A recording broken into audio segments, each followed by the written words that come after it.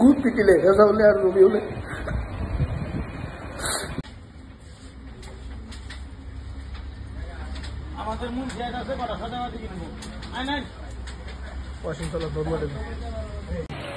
নমস্কাৰ, মোৰ নাম মোহাম্মদ ৰাজিল ইছলাম।